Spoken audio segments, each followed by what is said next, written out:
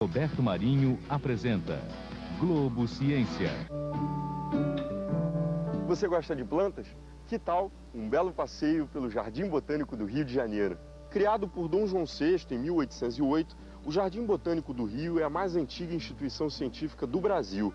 Tombado pelo Instituto do Patrimônio Histórico e Artístico Nacional, o jardim foi definido pela Unesco como área de reserva da biosfera. É uma ilha de tranquilidade e beleza em plena cidade do Rio de Janeiro. Você já viu essa árvore aqui, ó? Imagina o nome dela. Eu vou dizer, Graziellodendron riodocensis, ou peroba candeia. Tem outras espécies também. Tem a Dorstenia grazielle, ou caiapeá da graziella. Tem a Diatenopteryx grazielle, ou Maria Preta. E tem a Balbínia grazielle, conhecida popularmente como pata de vaca. Você percebeu uma semelhança nesses nomes científicos? Olha só. Graziellodendron riodocensis, Diatenopteryx grazielle, Balbínia grazielle e Dorstenia grazielle. Perceberam? Graziella. Essa era a nossa primeira grande dama da botânica brasileira. Em sua homenagem, 25 espécies identificadas nos últimos anos receberam seu nome. Vamos conhecer a vida e a obra de Graziella Maciel Barroso, nossa personagem de hoje da série do Globo Ciência dedicada a grandes cientistas brasileiros.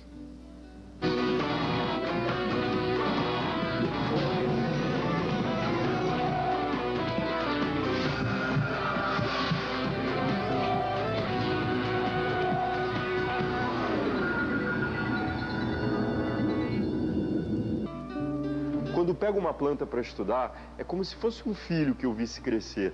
O amor que sinto por aquilo é muito grande. Graziella Maciel Barroso era especialista na área de sistemática de plantas, um ramo da botânica dedicado a descobrir, descrever e interpretar os vários tipos de vegetais. Ela identificou espécies em diferentes regiões do país.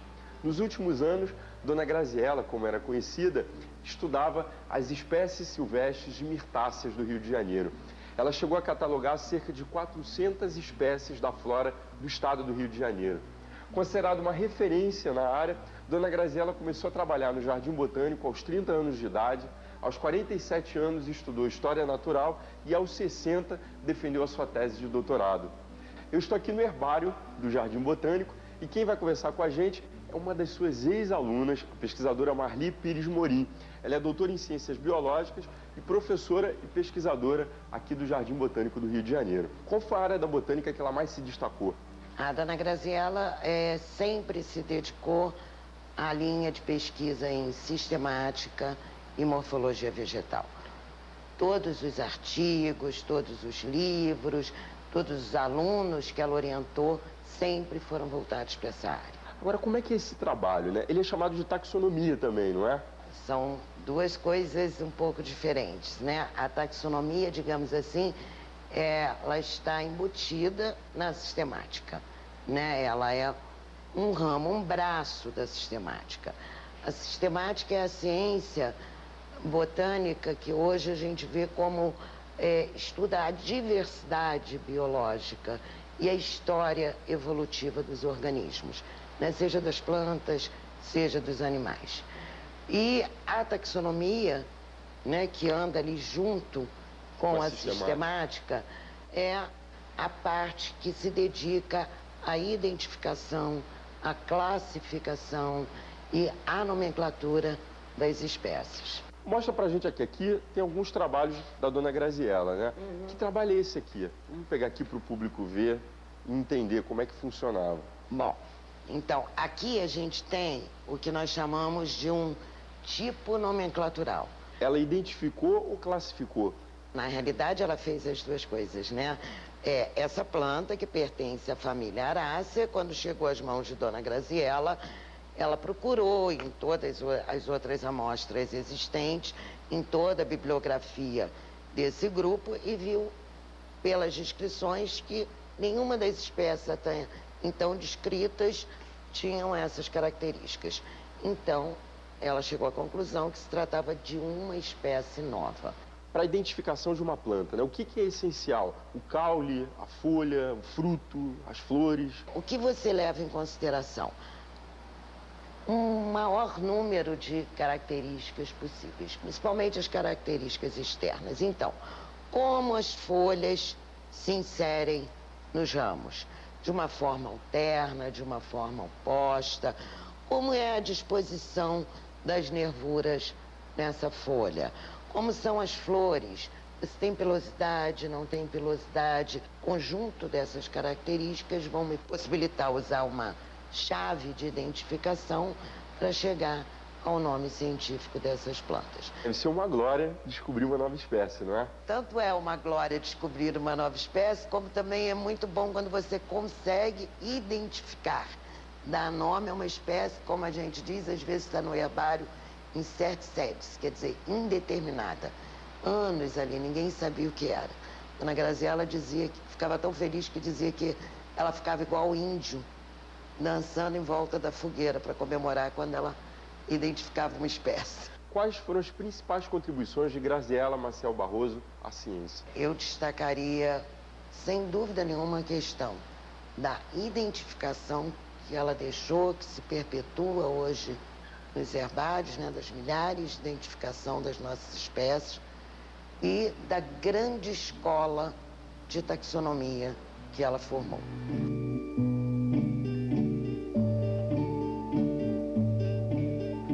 Se profissionalmente a vida dela começou mais tarde, na parte familiar foi bem diferente.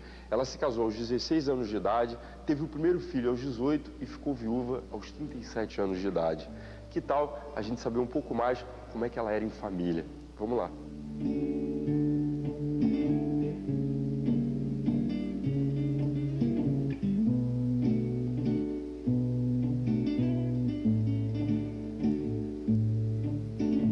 Eu vou conversar com o Silvio Peixoto, ele é o neto da nossa homenageada. Como é que era sua avó em família? Era uma pessoa doce, muito inteligente, sensível. E talvez o que tenha sido mais importante na vida dela, na minha ótica, tenha sido a humildade. Que lembranças que você guarda dela? Ensinamentos. Ela foi uma educadora fantástica. Ela me orientou. Tudo que eu sou hoje eu devo à minha avó. Como é que era a rotina de trabalho dela? Estudava mais ou menos umas 8 horas por dia, de segunda a segunda. Era incansável. O dia dela também era dedicado também à oração, era muito religiosa, muito atenta às coisas da família, principalmente ao convívio com minha mãe, que sempre esteve presente na vida dela ao longo de toda a vida. Silvio, se fosse para dizer em uma palavra, né, qual foi a maior lição que a sua avó deixou? Certamente o exemplo.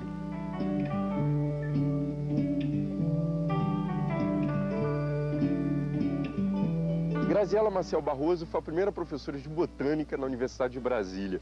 Também lecionou nas universidades federais do Rio de Janeiro, de Pernambuco e na Unicamp. Depois do intervalo, você vai conhecer a importância do trabalho dela na formação de novos pesquisadores e vai ver como andam as pesquisas botânicas aqui no Brasil. É só um minutinho e a gente já volta. É já já.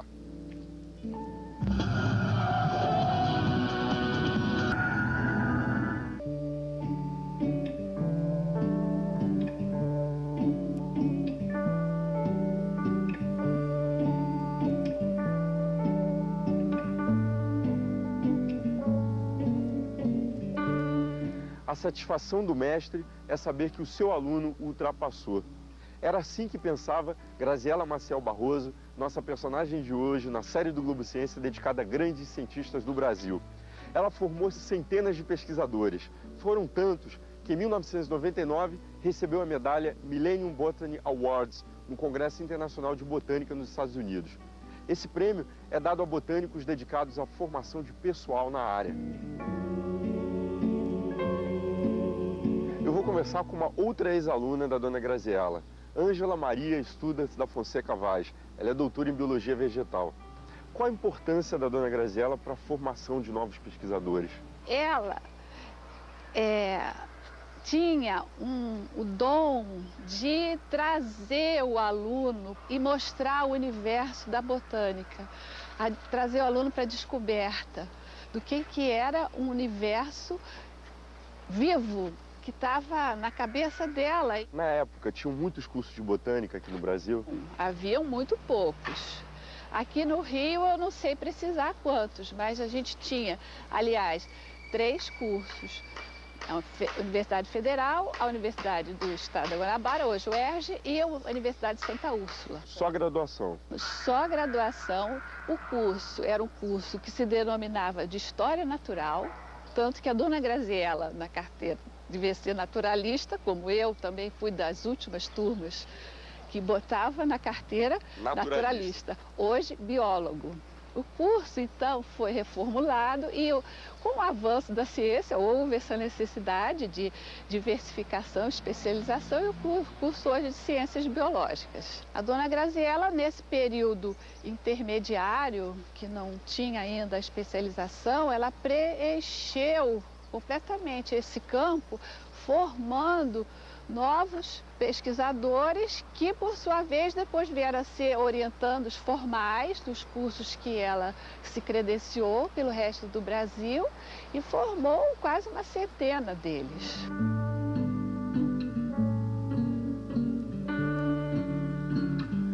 Aqui é a estufa do Herbário do Jardim Botânico do Rio de Janeiro e a gente vai conversar com a pesquisadora Rafaela Forza.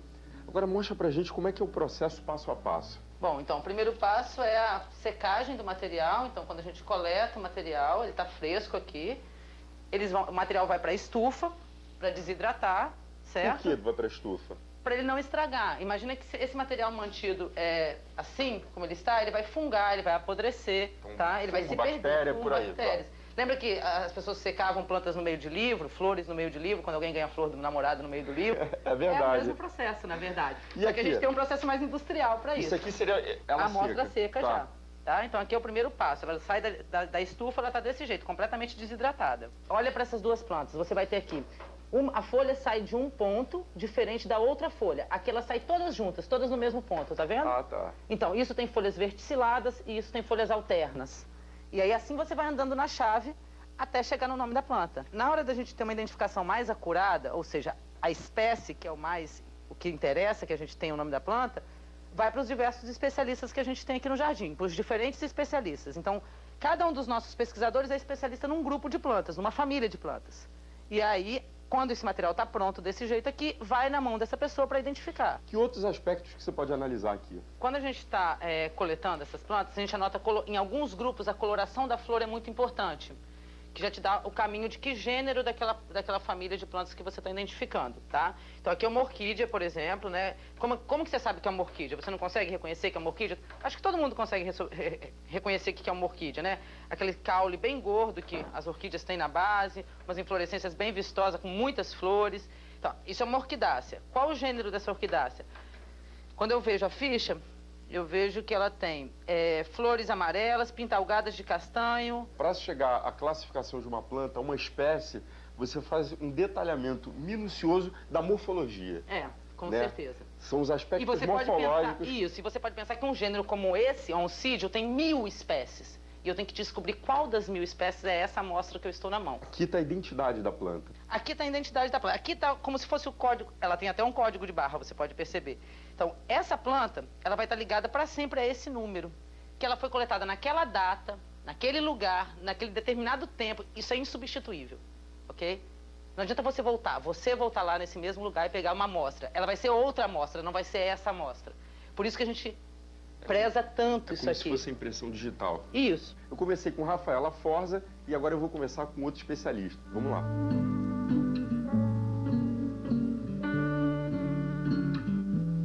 A gente viu como é que é o estudo da taxonomia clássica. Agora a gente vai conhecer um outro ramo, a biologia molecular, ou seja, o DNA da planta. E quem vai mostrar esse estudo é o pesquisador Sérgio Ricardo Sodré Cardoso. Ele é doutor em Química Biológica. Como é que é feito esse estudo? A técnica que é usada para a identificação de plantas, ou uma taxonomia molecular, é chamada de barcoding. Feita em vários consórcios no mundo inteiro, estudando sequências que podem ser utilizadas, usando técnicas de biologia molecular, que possam ajudar na identificação das espécies. Essa técnica está substituindo a taxonomia clássica? Nunca vai substituir, ela vai complementar a técnica da taxonomia clássica. A limitação da taxonomia clássica é no número de caracteres morfológicos que são utilizados para identificar as espécies.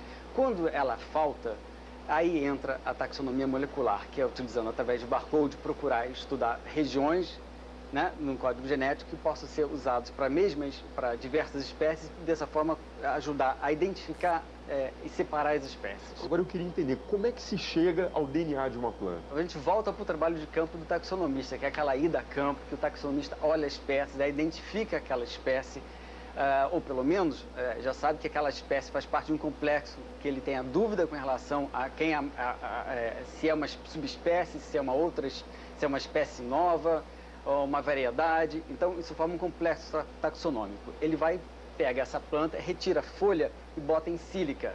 A sílica vai retirar a água da célula vegetal e proteger dessa forma o DNA. Essa folha, então, desidratada, é retrazida para o laboratório e é passada por um processo de extração do DNA. É colocado numa máquina que ela, com 2 bolas de aço, ajuda a macerar a folha, vira um pó. Esse pó, a gente aplica um detergente que vai solubilizar toda a célula vegetal. E a partir daí a gente faz uma purificação, vários estágios de purificação para deixar o DNA purinho, como nós podemos ver nesse tubo. Esse pontinho branco aqui é o DNA precipitado. Então aqui teriam todas aquelas sequências, né? Citosina, guanina, aquela sequência clássica que a gente conhece. É verdade, A, T, C, G. Aqui está tudo emaranhado, né? Está uma misturada do DNA de toda, que vai dar a forma, que vai formar a planta, está aqui. Então agora, o que eu preciso no barcode é identificar regiões que possam ser utilizadas como para identificar a espécie.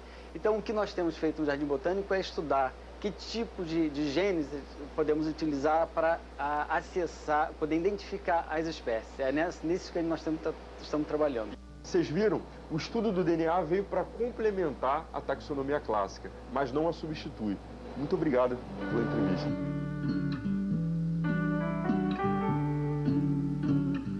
Embora fosse considerada a primeira grande dama da botânica,